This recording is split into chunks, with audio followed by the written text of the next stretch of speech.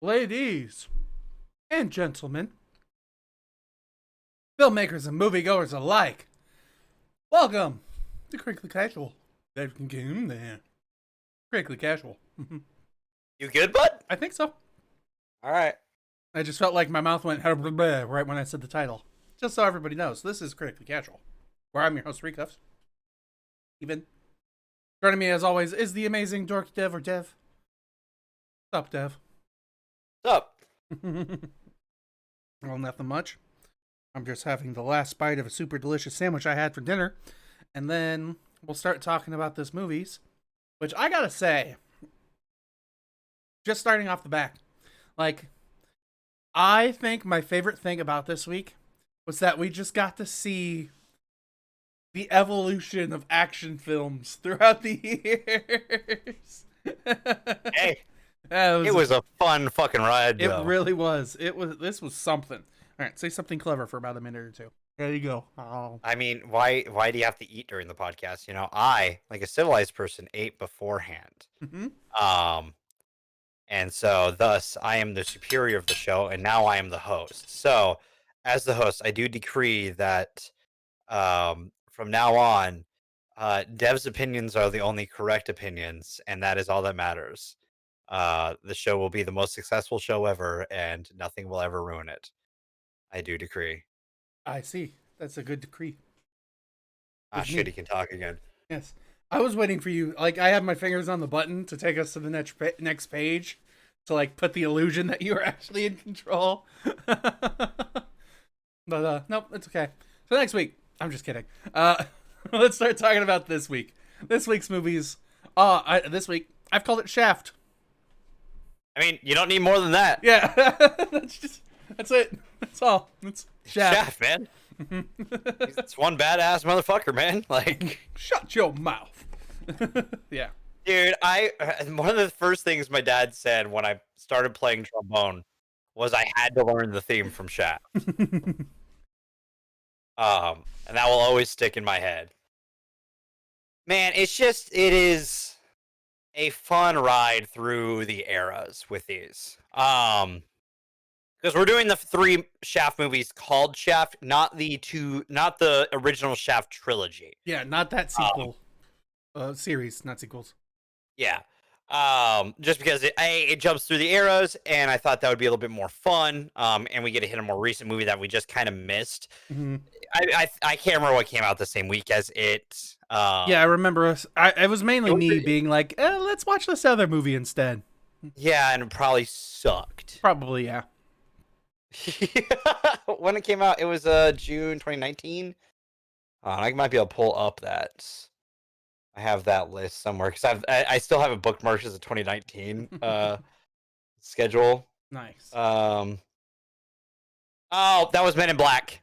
The week Men in Black came out. Man, what a bad choice we made. Fuck. We thought Men in Black was gonna be a more recognizable movie. But we also went like. We thought it might have been better. That's true. But no, because it was Tessa Thompson and yeah, Chris Hemsworth. Oh yeah, and we liked their chemistry. Yeah, they were funny in Ragnarok. And and not to say they weren't funny together in International, but man, that movie was just bad. I mean, we could say they weren't funny in that movie too. I mean, I think they were funny, but the movie was just bad. So, like, you can't save the movie with good humor. Mm. Okay, so anything else we want to say before we start talking about this first movie here? No, I think we're good. All right, then let's get started. Let's talk about this first film, which is Shaft. Shaft. Made in 1971. Released July 2nd, 1971. To be exact, good sir, with a budget of $1,125,000. I do not have the opening release thing here on IMDb, so give me a moment to go to Box Office Mojang. And occasionally I need that. Or Mojo. Is it Box Office Mojo? Box Office Mojo makes sense to me. Yeah, that's it. Listen, my brain don't work all the time. Yeah, Mojang isn't Minecraft. Box Office Mojang. Oh, it does not give me any stuff for that, unfortunately.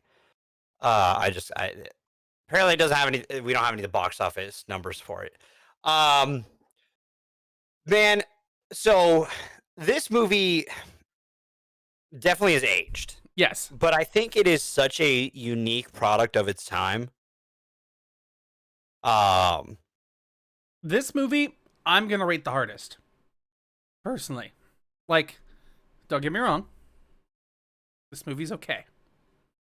Like, I'm gonna ignore the technical issues, like the fact that the microphones were set in certain spots, so some people sounded great and other people sounded terrible, or like the fact that the camera was shaky anytime they had to move it because they're like lugging around a 50-pound camera that's like, oh, let's go. Like, I'm gonna ignore that stuff because that's just how it worked in the 70s. one thing that I'm going to ignore as well is the sound mixing. Like how all the sound effects were a lot louder than the people talking. That's just kind of how it worked back then. One thing I will praise this movie for, and probably the only thing I think I will praise this movie for, is the music. Because the music in this movie is amazing. Do you not like the action in this movie? I thought it was... Oh, honestly, this movie to me felt like it was nothing to write home about. I barely remember this film. Man, the action in this movie's fun, though. Like, it's fun for 70s action. I'm going to say that. I could... Yeah. We have better action today, Of course, without a doubt. But, like, I fondly remember the action for me. But, like, the other thing, too, is I will say, I agree with you on a lot of the points because at the same time, for me, my biggest complaint about this is that it does feel like a longer version of a serialized TV show. Yeah. I think that's my biggest gripe with it. Like, you could definitely split this up into different things and be like, Yeah. episode 1, he is with this person. And episode 2, it advances to this person. And then episode 3, a twist in the case. Yeah. Like, I honestly, after watching this film, like, I'll be honest, I was kind of confused as to what I just watched. Even though, like, it made sense. But then I had to go back and I had to, like, read the plot synopsis. And, like, okay, what did I actually just watch?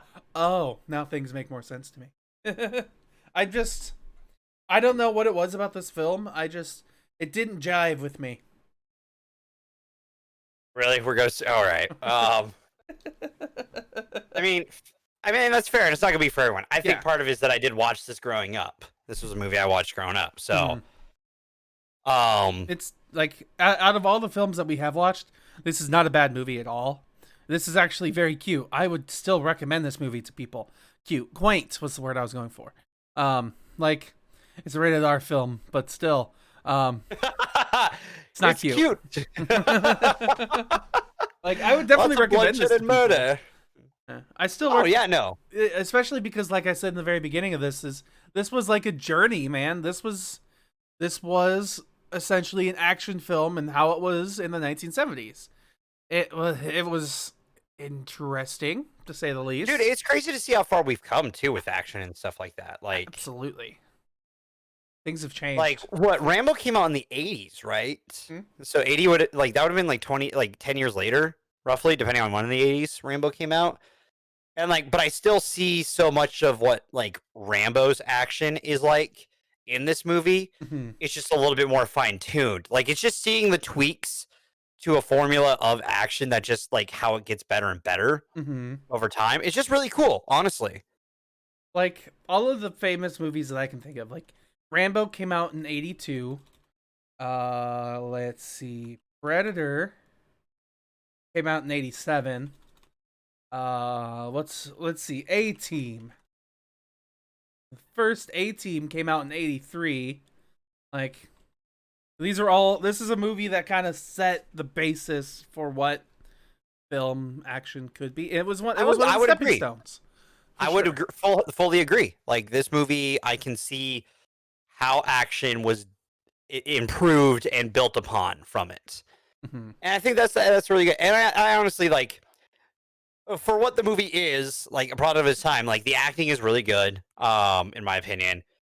Like, I think the big thing about it is just, like, it is a product of its time. So there's certain things that just don't, compared to today's standards, it wouldn't hold up. But for being in the 70s, it holds up, in my opinion. Like, if this came out 71 and we were doing a radio show about movies every Monday morning on 96.7 the Knack.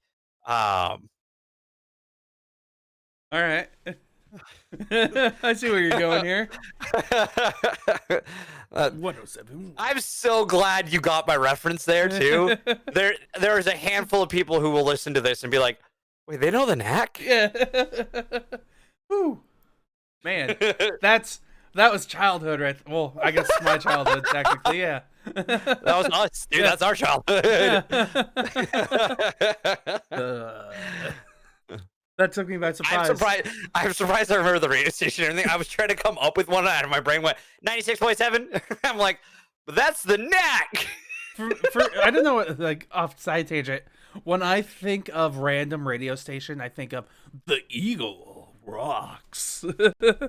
Yeah. I don't know why. It's just the one from. Did you ever listen to the morning show with, I can't remember their names, with the two guys? I think one of them was Brian. I can't remember the other guy. My dad would listen to it all the time. Didn't that come from like the Vegas station? Something. I don't know if it was a Vegas station, but like they would have a morning show. God, I can't remember the name of it though. I know what you're talking about, but I don't remember listening. Because my dad had it on every morning ride, Mm-hmm. until they went off the air, because they both retired. Like, not like a bad reason for them to Yeah. go off the air. They were like, hey, No, they were racist and kicked off the air. I don't know about now, man. I don't know. They could fucking be racist for all I know. Fuck, man. They were older white guys, so I mean, maybe. And it's Arizona, or Nevada. I guess. Well, it depends on where they're stationed out of. Because I mean, like, radio shows get like ushered out to different stations, all that. Anyways, off topic. Going back to speaking of music, man, Back the to music in this Shaft. movie just fucking, man. Hearing any funk just makes me miss playing in a band of any Agreed. sort. Because funk is some of the most goddamn fun music to play. No exceptions. Like, Yeah. especially for trombone players. Yeah, for me, it Oh was my funk and God. Latin were the music Yes. to play. Yes. So. Because it's all quick. So when you're a trombone player and you get a nice solo in there, and you get to add some like glissandos to it, because it's like it's a different sound to the style of music, and it changes things, and it's just like, it's so fucking fun. Music in this is so goddamn good. Yeah, it's definitely the part that kept me going. Like, I was a little drowsy watching this too, I'll be honest. I was late, and I was like, I'm just going to watch the film. I have nothing else to do. Let's sit here, watch the movie. And I was like, a little sleepy, but I can... this music. Yeah. Though I had to make fun of it. The one thing that's silly to me, this movie and all the other movies have it too, is there's one instrument that's constantly in the background throughout most of the movie. And this one, it's bongos. It's the, like kind of bongo playing. I called it suspense bongos because they're just sitting there in the background of every scene. I'm like, it's funny. It's not bad. It's different, you know? It's just different than what I'm used to when it comes to traditional filmmaking. And by traditional, I mean, you know, racist 80s filmmaking. At least you're honest. Dude, I do adore this movie and also Richard Roundtree is a legend. So, you know, that's just the truth. So, yeah, I mean, I don't have much more to talk about this one because I feel like each one of these builds to the next one really well. So, I feel like rolling into the next one is what we should do. Sure. Why not? Let's get in there. We'll start talking about our next movie. After you got to give me your popcorn. Fine. I was hinting at the popcorn. You can have your popcorns. I'm gonna give it a 7. 7? 7. Okay. Yeah, it's of course better than me. I'm giving it a 6. 6.5 overall. Yeah. That's that. And now, we're moving on. Moving on. All right, next film. Shaft. 2000. Yeah. Made in the year June 2000. 16th, 2000. With a budget of $46 million. Opening U.S. $21 million. Gross U.S. $70 million. And cumulative worldwide gross $107 million. Not quite 3 times the budget.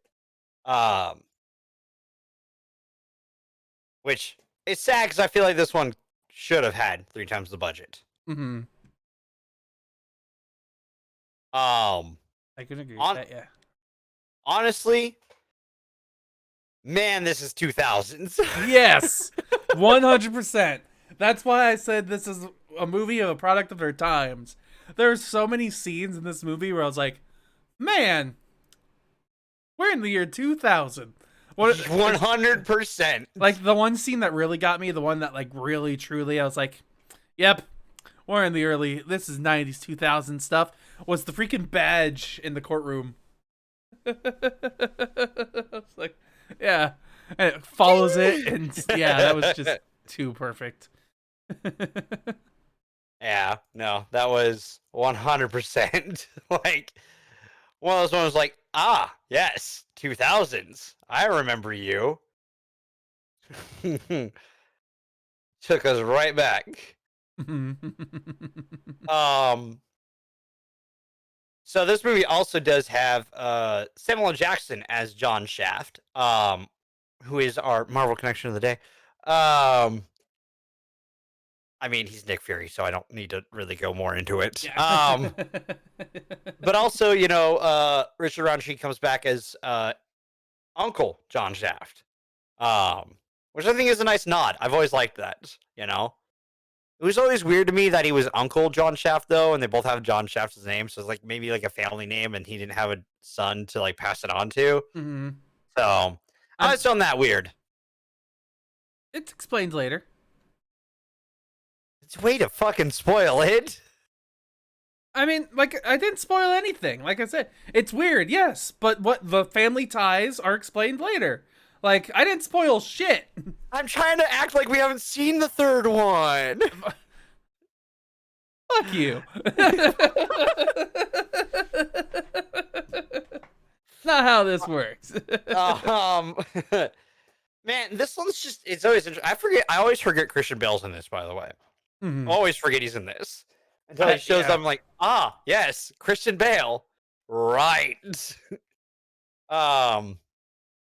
Jeffrey Wright's in this too, and like, so, I mean, what? That's 2 Batman connections in this already, because he's gonna be Gordon in The Batman, and Christian Bale is Batman. Like, man, this movie's. I don't know how to describe this movie, because it is just like, it takes what the original Chef did, and just let Samuel L. Jackson just run around New York, shooting the shit out of New York, pretty much. This movie is what makes me think of True Crimes New York, the video game. I don't know if you ever played that. I have not, actually.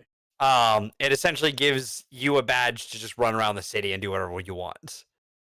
And so like, it just makes me think of that. And it's just, I don't know, it's interesting, because it's just like, I don't think this movie's bad. Mm-hmm. Because it's entertaining, but it just, I always come away from it being like, I feel like it's missing something. And this time I think I figured it out. What's that? This movie takes itself way too seriously, and I think it's because it's a product of the 2000s. Mm-hmm. I agree with you. I 100% agree with you. I think the fact that it's from the 2000s does that. It, like, there's so many times in this movie where, like, yes, it's taking itself seriously. You could tell that the tone and the theme and it's like all the stuff that they're trying to do were very much like, yeah, we're a serious action film. And then the spectacle that they do and like some of the stuff that they do throws it off completely. Like, they definitely this movie to me is like, how do I explain this? If I'm pretending I haven't seen the third movie, just kidding. Listen, I was just trying to be like, you know, maybe someone wants to listen to this part and not listen to the third part. Okay. Okay. Usually they only listen to us for 2 parts. Never know. We could be boring.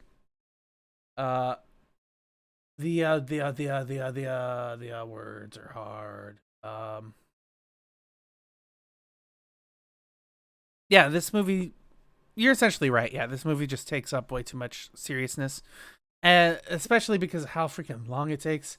It's thankfully it's not nearly as long as the last movie, but to me it took forever because I watched it through a program called like Pluto Plus, which is free television, except they add like a commercial every 10 minutes. So I rented these. I know. You could have avoided the ads, Could sir. have. I could have, but I watched these before you rented it. Oh, Yeah. I rented them all Sunday. And I watched these like Friday and Saturday. Oh, well then, good sir, that's on you. But yeah, they were all available, so I was like, I'll just watch them now. I'm not. See, I couldn't do that. I couldn't watch it on Pluto with commercials. Yeah, it took forever watching this movie. But it's a shorter movie. It's an hour and 40 minutes. And I don't like it's weird because there's a seriousness, there's a campiness. It's intermingled in there. It's hard to say how I feel ultimately about this movie because I don't know if I like it better or worse at the moment. I'm going to need your help with this one, honestly, because I'm comparing it to the last film. Because there were many technical issues with the last film, but that's just because how movies were made back then. There's nothing wrong. Like, that was a very well-made movie for the 70s. This film, I'm not sure I can call it a very well-made film for the year 2000. That's fair. What else came out in 2000? I'm pulling that up right now. Okay. American Psycho, Gladiator, X-Men, Requiem for a Dream, Memento. I'm trying to think. I'm just trying to find action. X-Men came out that year, but X-Men doesn't exactly isn't the best action film either.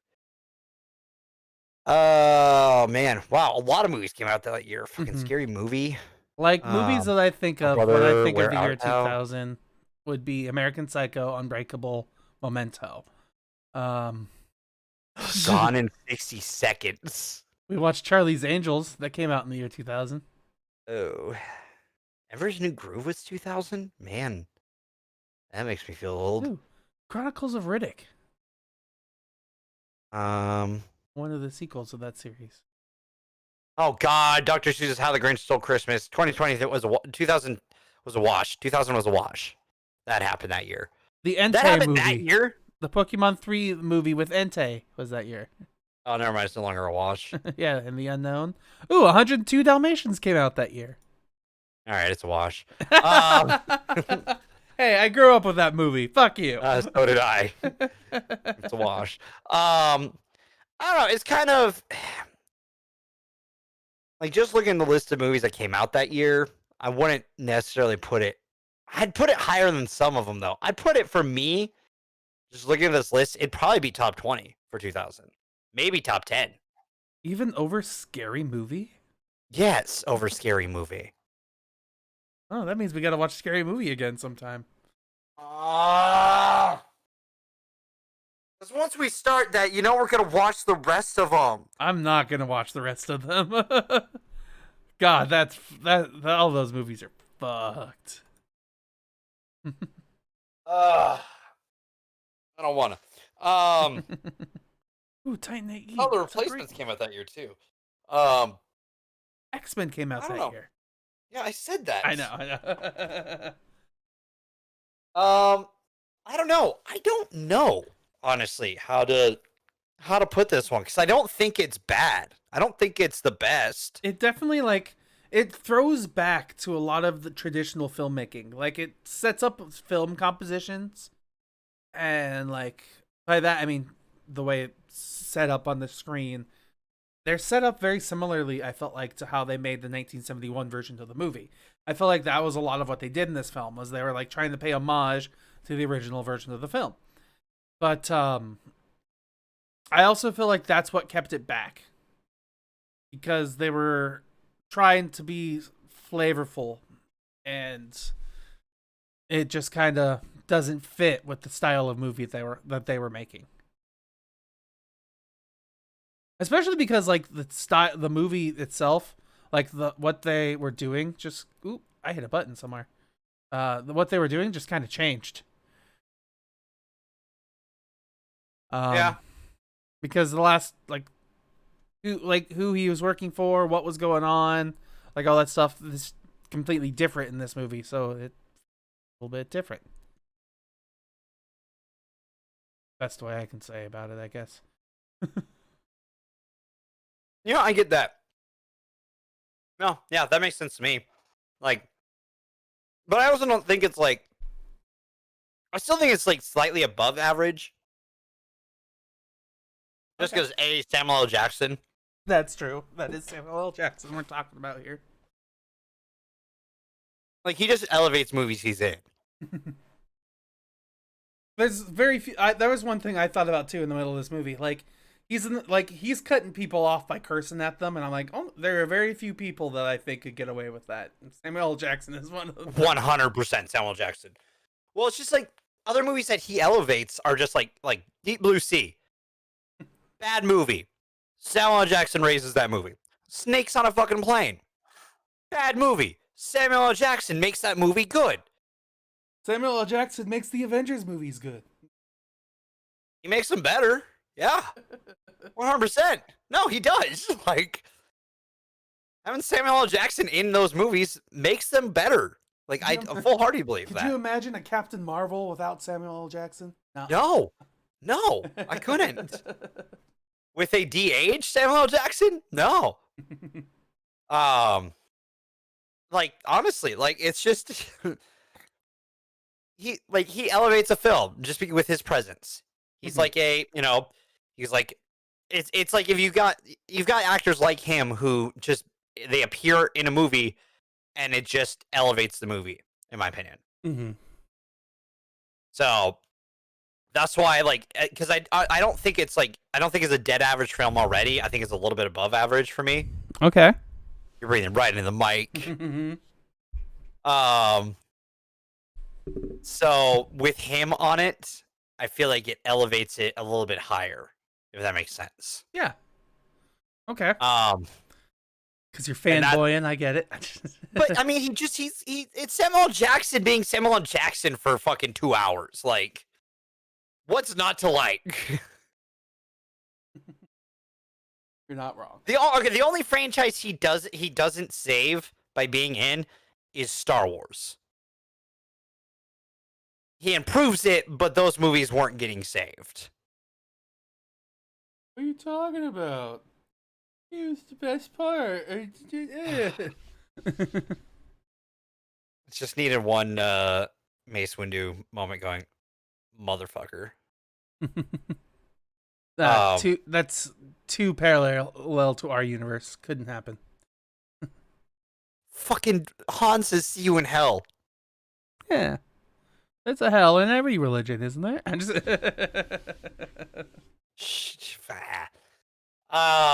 But yeah, for me, I think that's where it is. It's like, I think it's above average for me, but not like by a ton. Okay. So I guess popcorns again? Yeah, I'll give you your popcorn. Okay. Because for me, it's kind of the same thing. It's a film that was very entertaining, very middle of the road. So I think probably going to give it the same score of a 6. I'm giving it the same score of a 7. Okay. Well, but yeah, like you said, there, like, I don't think it was something that's necessarily missing, or like there's elements of this movie that are grinding against each other that don't quite fit together. So, yeah. All right, moving on to our final movie of today. Movie of today. Yeah, we're gonna talk about Shaft. Being 2019. Shaft 2019, June 14th, 2019, with a budget of $35 million. This one hurts me because I wonder what happened. U.S. opening made $8 million. Gross U.S. and worldwide, $21 million. Okay. Remind me how much the whole total of the movie was? Like 35. So they didn't make back their money in the U.S. And that's all it seemed to release in, too. Okay. I don't, like, honestly, this movie is, I think it has, so this movie has the missing thing that Shaft 2000 needed, which was levity. Yeah, that's actually, I'm kind of conflicted because yes, it is a lot lighter. It was a lot funnier. This movie was fucking hilarious. I was laughing Yes. so much of this film. But then I wondered, is it too different than the other two movies? Like, Shaft became a psycho in this film. But I think that works for the film. Like, I'm sorry, it does. Like, it works in the film's favor. Like, you don't get here without Shaft 2000. But like, this is what I feel like Shaft 2000 needed, was levity. And this movie has buckets of it. Barrels of levity. But it works because it also has barrels of just crazy ass shit happening. But it just works. Like, I do not know. I hate that we didn't go to theaters to see this. 100%. I honestly think it's all just because of the things that they had to go against too. Like you said, the other thing that came out that week was Men in Black International, and we saw that movie. And I mean, I'm gonna be a little egotistic and say our generation is probably the current major movie going generation right now. Yeah. So I feel like our generation was more marketed towards Men in Black International and the actors and characters in that movie rather than this film, because I mean, I definitely hadn't seen any Shaft movies until this year. So I mean, I had, so yeah. I'm probably in the minority out of our Maybe. well, I mean, and the other thing too is like looking at the movies around it as well. 3 weeks before it came out is when Aladdin came out. The week after that was King of Monsters, Godzilla. Week after that, Dark Phoenix. And I'm not gonna name like necessarily kid movies. Aladdin's on the list because our generation would have gone to it.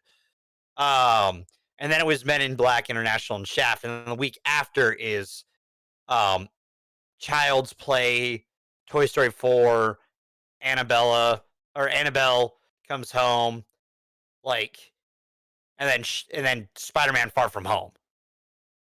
After that, like, it's between quite a bit of stuff that was gonna take up the market for it. Oh, Crawl came out a few weeks after that. Oh man, looking at 2019 just brings me back. Oh, fuck. So I feel like it had the odds of the box office stacked against it, and I don't remember this one being advertised very heavy either. Personally, I don't. I remember Men in Black being advertised a lot. I remember Dark Phoenix being advertised a lot. And like, I remember most of the movies around this being advertised more, if that makes sense, because their ads are more in my brain than Shaft's. Like, there are scenes that I know were in the Shaft trailers, but I don't remember the Shaft trailers. While I can remember most of the Men in Black International trailer. I think that's part of why it was, well, pun intended, but shafted at the box office. Honestly, I think, like, people should have given this a chance, though, because it was fun. Yeah, definitely. I was rolling. Oh, 100%, dude. All right, the three Shafts are all fantastic in this. Because they brought Richard Roundtree back to play the original Shaft. They brought Samuel L. Jackson to play 2000 Shaft, and then they brought Jesse T. Usher, who is in The Boys. Yeah, I was about to say, can you name it? A-Train. There you go. In The Boys, and he is fantastic over there, and he's fantastic in this as well. I actually thought it was kind of funny, the opposites between JJ Shaft and then A-Train, and like just their mannerisms. How, like, it was funny to me. He's not a character that was typecast, that's for sure. He's not an actor who I don't think he deserves to ever be typecast. He's a fantastic actor. So like, just like, man, dude, like, Jesse and Samuel L. Jackson's like chemistry together the entire movie is just good.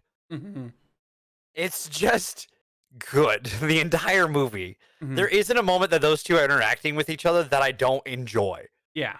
I still think Regina Hall. Yeah, go ahead. I was gonna say Regina Hall.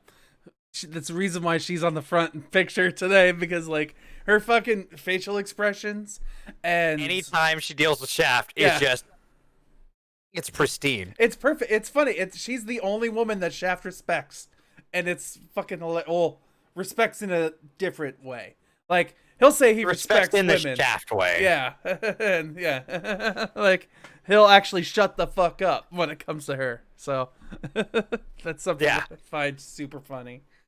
I think a part that really made me laugh too was with Sasha and the gun shootout with JJ. Yes. See, that was in the trailer, but I didn't know when it would happen in the movie, and I was surprised it happened when it happened. But it was all one like, man, that's just funny. Yeah, That's just good. it was. Oh god, I kept laughing. This movie was fucking hilarious. That's all I could say about it. I just couldn't stop laughing, and the music was great. The acting was great. The writing was okay. Yeah. I mean, I think a lot of this probably I'm gonna guess because comedy is improv now. Like that's how you do a comedy movie. And Samuel Jackson's good at comedy in movies with timing and stuff like that. And I feel like a lot of that comes down to actors' chemistry in a comedy film. Mm-hmm. Like if actors have chemistry with each other, I think that's where a lot of a comedy success will come from. It's not all the success, i.e., the movie that came out the same week, Men in Black International. You still need like a plot, Mm-hmm. but this movie just worked for me, like 100%. Yeah, they swapped out the thriller and swapped in the comedy, and it bumped it up a level, for sure. Oh yeah, yeah. Honestly, like it's a blast for me. I think this is one that people need to like give another attempt to because like it was fun. I don't know how else to put it. Like it's enjoyable. It is. I'm trying to think if there's anything specifically else that I want to talk about in this film that really caught my attention. Like I said, the big thing that caught me was the fact that it was completely different. Like Shaft was crazy. Essentially, he is a sociopath, and it's referenced in this film. But like, it's interesting to say the least. Like they changed the dynamic of the characters, and it just, to me, it worked. Though it's crazy because, as you said, looking at it, like this movie, I actually think no, never mind. Let's say this is the second lowest movie reviewed. Like number one is the original Shaft from 1971 with like an average of 66 on Metacritic. And then Shaft 2 is down at 50, and then this movie is even lower at 40 in Metacritic, but on IMDb it sits in the middle at 6.5, while Shaft is at a low 6, and then Shaft is at 6.5. Yeah, I don't know why this one got hit as hard as it did, because I feel like this, like, again, like, I mean, we know why, obviously, we talked about it, but at the same time, it feels like a disservice to what this movie was. Mm-hmm. Because I think it's a good comedy. Absolutely. Like, I don't know. Watch this movie, folks. That's what I'm gonna say. I especially love that they brought back one line. It's my duty to please that boot. Like, that was fucking hilarious. It was especially funny in the first movie. The second one, it was just there for fans. But oh yeah, 100%. Trying to think, is there anything else about this movie before we move? Or spoilers? Sorry. Spoilers. Yeah. Did you say next movie? Yeah. And there was a fourth movie that we were watching. Fuck. Yeah, we watched Shaft for the ninth power. I don't know.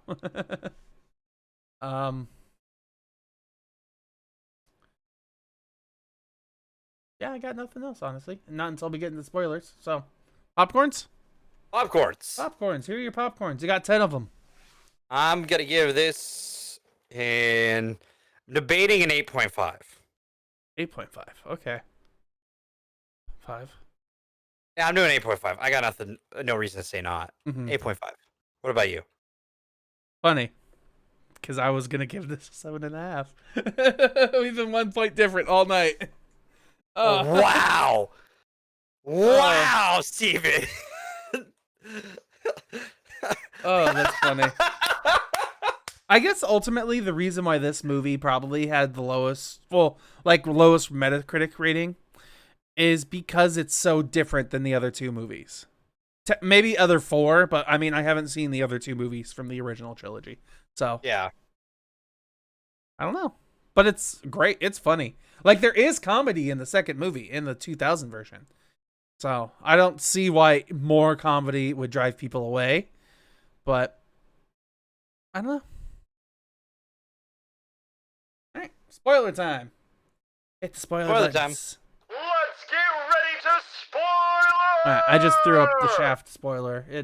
We're gonna kind of compare and contrast all three of these movies, really, but I'm just leaving the spoilers up for the last film. So yeah, that's fine.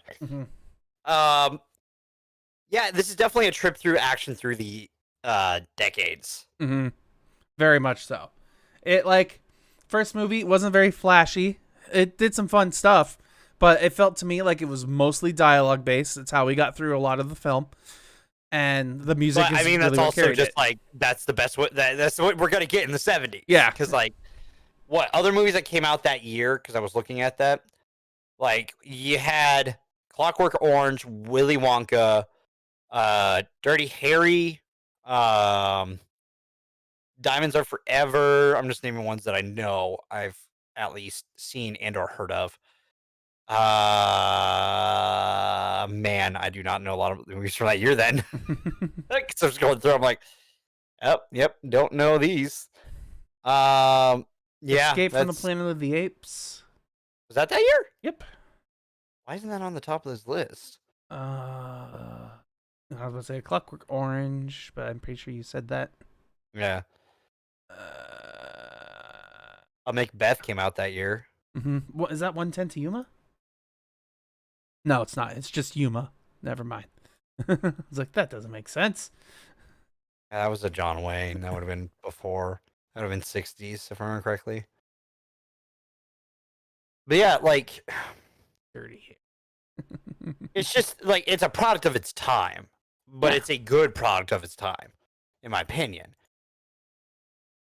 But it has aged. And I think that's just something that's hard to not necessarily it's hard to always get past that, you know. Because we just there's a lot of just looking through action movies. There's a touch of Zen. Then there's a lot of these movies. See, I don't know where a lot of these are looks like samurai or ninja or based action films. This was a year for that kind of stuff. I mean, there's also Diamonds Are Forever, I believe, which is James Bond, right? Yeah. So, yeah. So there's a mix of things. But this movie, this one in particular, the 1971 Shaft, I don't think I'll watch it again myself. At least not for fun. I'd watch it again for a review of the show for the podcast some years in the future. I'll watch it again if I have to watch it again type thing. Because it's definitely not a movie that I will absolutely refuse to watch. Which there are some films that I will refuse to watch. Believe it or not. But then moving that on to 2000s. They keep a lot of the serious tension and stuff that they had. And then lighten it up with 2000s campiness. It definitely...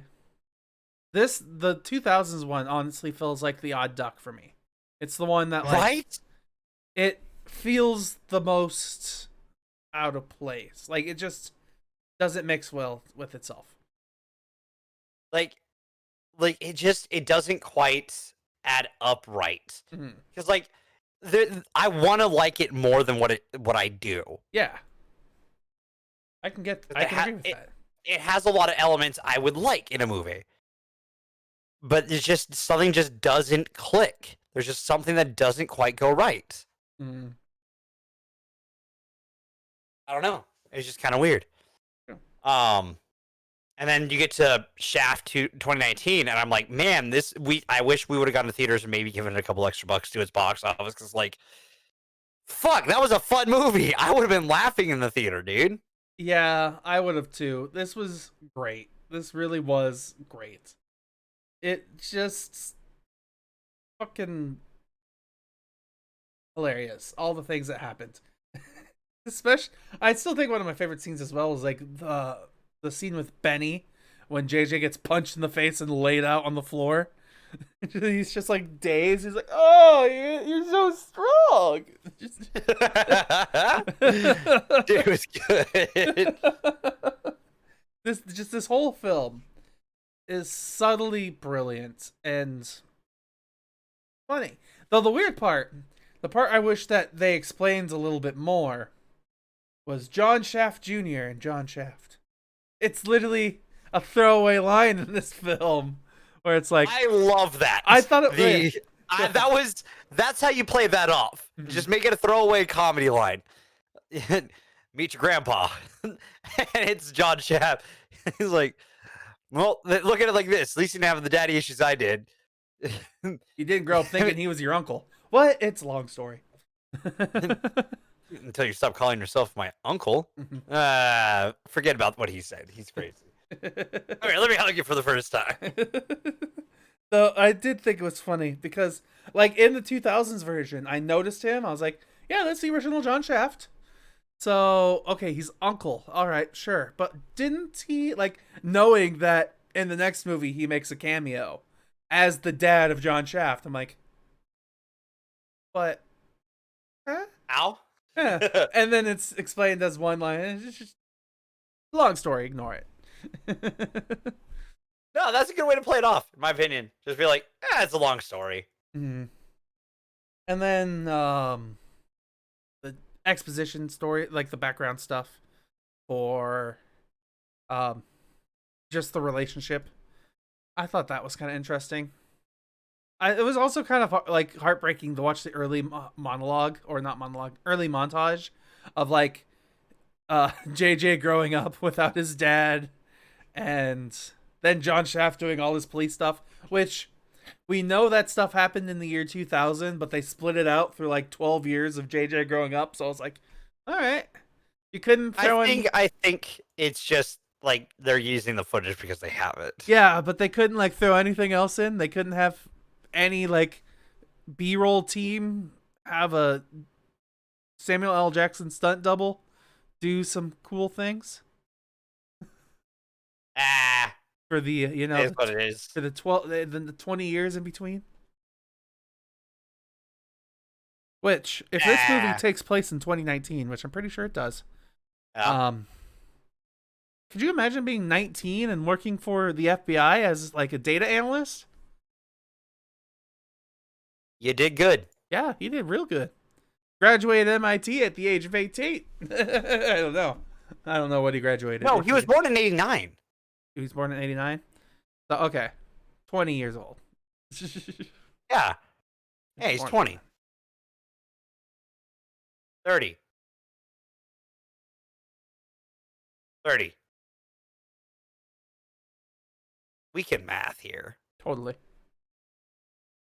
Because 89, 90, so he's yeah, just go 90 right? To 2000, 99, 2009, 2019. He's 30.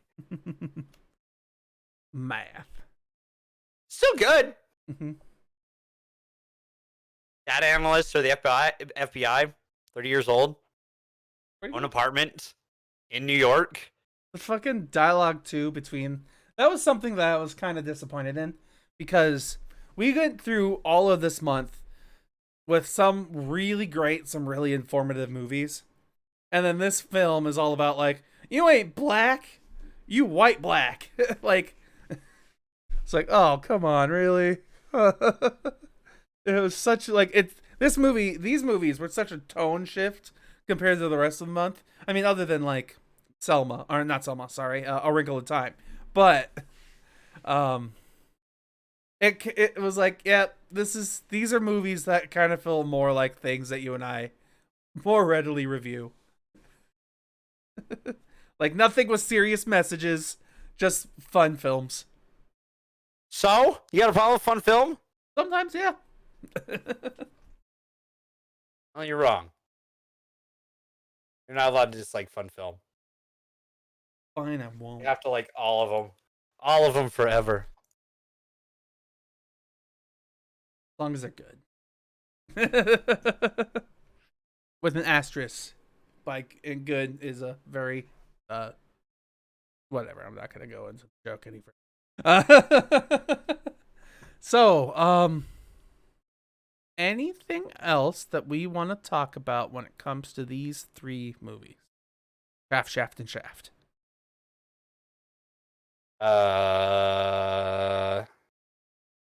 No. No? You got nothing? No, I'm shafted out of ideas. All right, that's my last one. All right. In that case, I guess we're moving on, and we're heading out to the news and wrap up, because I also haven't really got much else to say other than at least watch this movie. You don't really need to watch the other two movies to watch this one. Like, you could enter in on this film right here and enjoy it, because you do get a little bit of a backstory about what happens in the other films, why it's kind of important. It's very minimal, but those movies don't really have anything to do with this film. So, yeah, watch and enjoy. Have a good time. Laugh. Yeah. Agreed. Yeah. But moving on. Can you hit the news button for me? The do.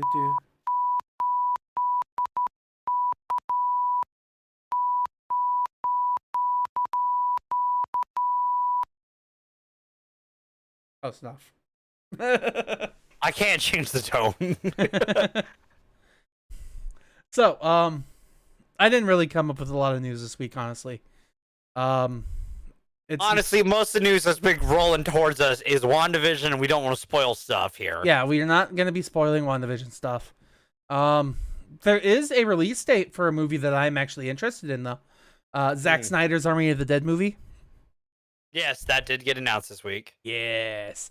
So that one's coming out on May 21st on Netflix. So it's my mom's birthday. Netflix's birthday gift to my mom is a zombie movie made by Zack Snyder. And it stars Dave Bautista. I'm excited. We'll see how it goes.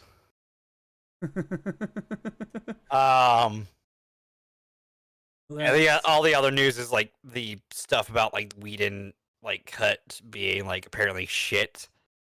An executive being like, this movie's shit. Yeah. Which is just more Snyder cut news in my opinion. So I'm just kind of waiting for our show on March 22nd, my birthday, to just put that behind us. I'm just tired of the news of it. Get it out of the way, get it over with. Give us something else interesting to talk about, please. Please. Yes. So, yeah. Like, that was really the only news that interested me this week was zombie movie stuff. So, let's talk about what's happening next month. I did not make a poster. Month! I didn't make a poster because I was lazy. I'll probably have it up by next week. And it's probably going to be a birthday cake. And then having me bursting out of the top.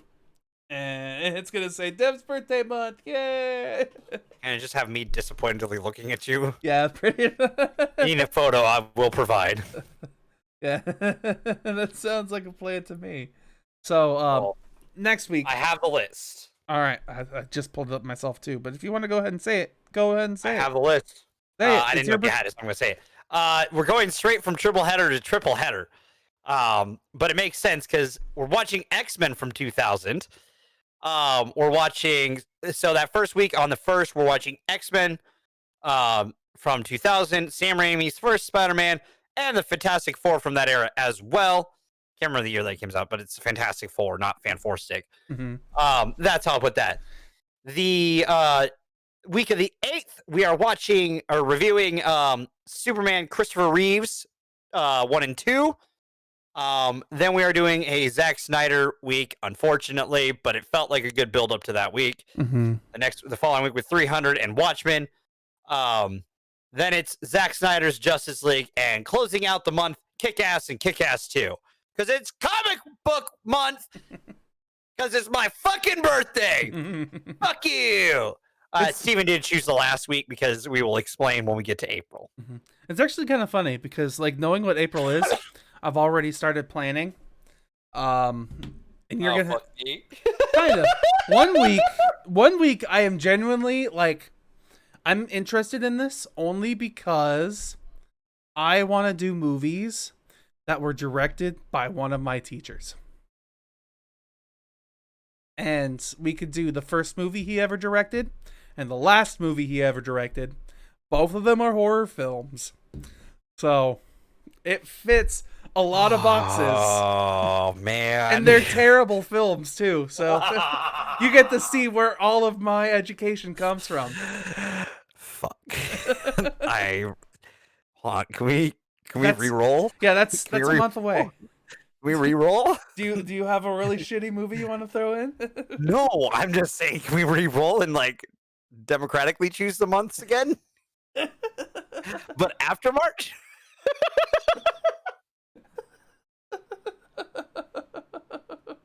Shit. Fuck. Yeah, I've never seen or heard of some of these films.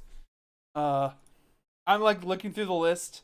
I was like, oh, no wonder. Like I don't think any of these have higher than a 7 or hit 7 in like 7 out of 10 ratings. So that's something. Yeah. All right, we're in for one. Yeah, but that's in 2 months. Next month is going to be super interesting. Superhero month. Yeah. Superheroes and fun stuff. We're hitting movies from all eras too, which is great in my opinion. We're hitting some early 2000s. We're hitting some Superman era. Mm-hmm. Like that's what, late 70s, 80s. Yeah, it's 78 and 80 were the movies.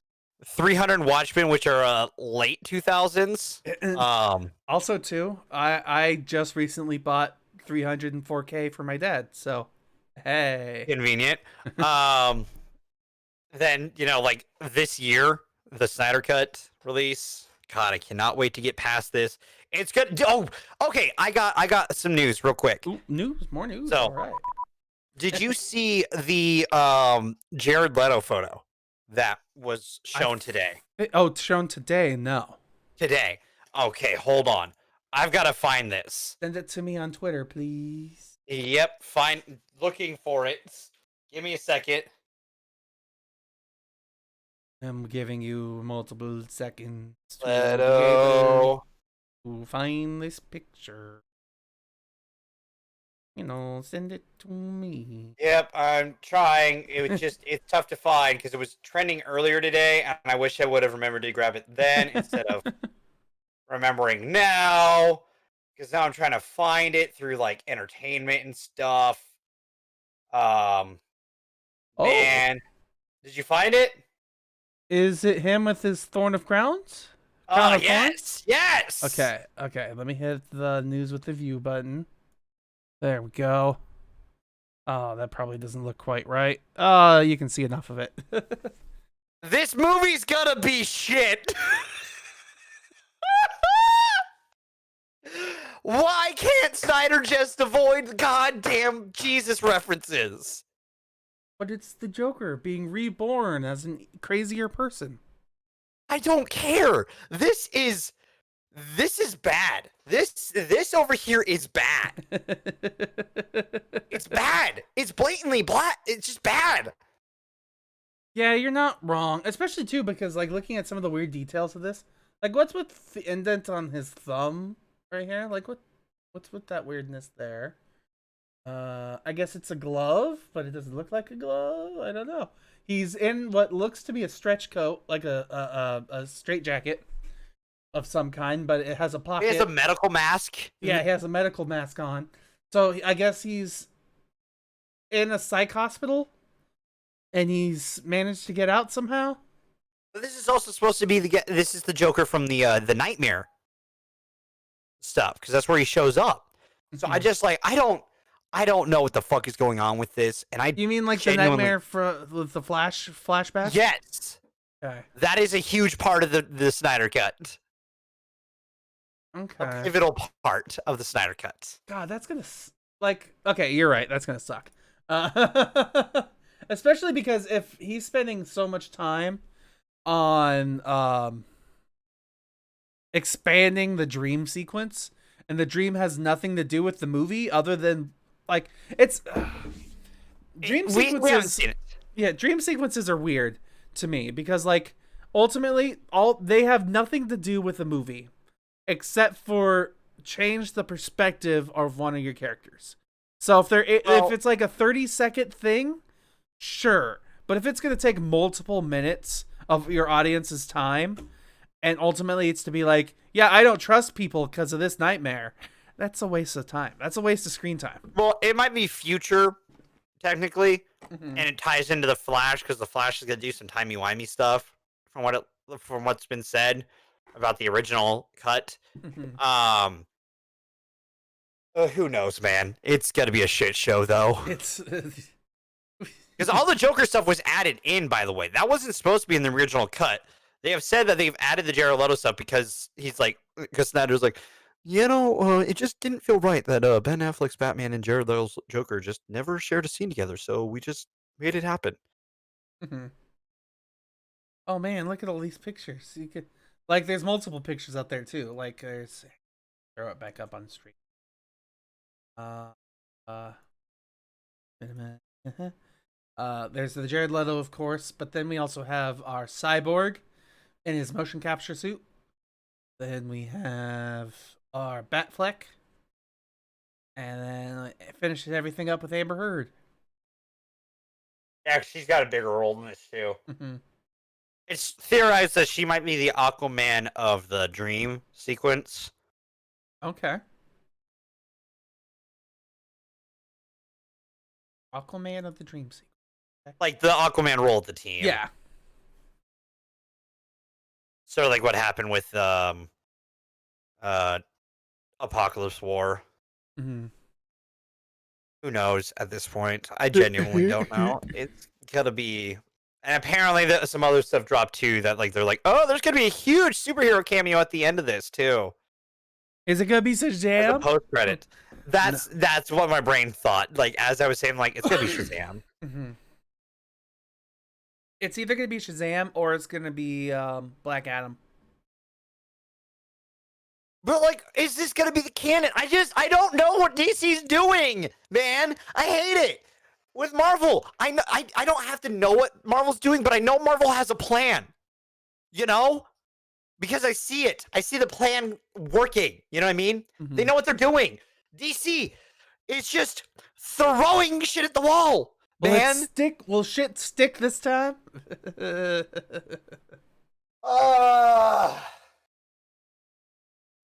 The thing that looks good that they're making is the James Gunn Suicide Squad. Looks like it could be fun. But how does that tie in? Because it doesn't necessarily retcon the first Suicide Squad, but it's not a direct sequel to the other Suicide Squad. It's just Suicide Squad. These Suicide Squad, I don't know, man. DC, get your shit together. See, what's gonna happen is it's gonna start the same way the last one started, with Monica I don't know her name. The lady getting everybody together, being shit. But it's gonna be her getting everybody together. Amanda Waller. It's gonna be Amanda Waller getting everybody together, and they're gonna be like, "Didn't we already do this?" And she's gonna be like, "No, we didn't. This has not happened before." And that's how the movie starts. Harley Quinn's gonna go, "What are we? Some kind of Suicide Squad?" And look at the camera. And then someone's gonna be and then it's gonna be someone behind her belly dancing like. It's gonna be John Cena doing it. We need to move on. We're gonna be on this tangent forever. Yeah, we are. Oh, I mean, that was pretty much it. This was the last tangent. I know that is. Enjoy frustrated. I know. It's just I'm frustrated with DC. Okay, I'm allowed to be frustrated with DC. DC is frustrating. It is. You're not wrong. Oh, yeah, I mean, I got nothing else. You got anything else you want to talk about? Nope, that's it. You know, this is a strangely short week for watching 3 movies. Right? I wonder if next week's gonna be the same way. It's, you know, it's probably not gonna be. Because of me? Yeah. Because I'm gonna be like, let's talk about this movie thing, and you're gonna be like, but the comic book, man. The comic books have this information and this information. And I'm like, no, that's not the movie. It captures some of the heart of the comic book, but not quite all of it. It is just a strange change to have Spider-Man shoot the webs out of his arms instead of making web shooters. I am going to criticize the Sam Raimi for that. I'm sorry. That's already a point docked from me for that. Okay, organic over mechanical. I hear you. Yeah, I hate it. I hate the organic web shooters. Okay, I hate it. But he wasn't turned into a real life spider. I don't care. I hate that shit. That is the part that I hate. Okay, we're gonna move on. That's the argument for next week. Yeah, that's next week. All right, we're done here, everybody. So hit the like button, subscribe, follow us on the things, the podcasts, the Twitters, the Instas, all that fun stuff. And yeah, we'll see you next week for the start of Dev's birthday comic book month. Yay! Could it be a comic book for the thing? Could it be us on a comic book cover? I mean, maybe, sure. I'll let you decide. Yeah, I mean, it's what makes the most sense, honestly. Starring. It could be a comic book with a birthday cake on it. Yeah, there we go. It could be the logo in the corner. Hey, there we go. All right, we figured it out. Ideas. I've got you. I got you. You got this. Yeah. I have ideas. All right. So yeah, thanks everybody, and we will see you guys next week for another super amazing and totally awesome Critically Casual. I'm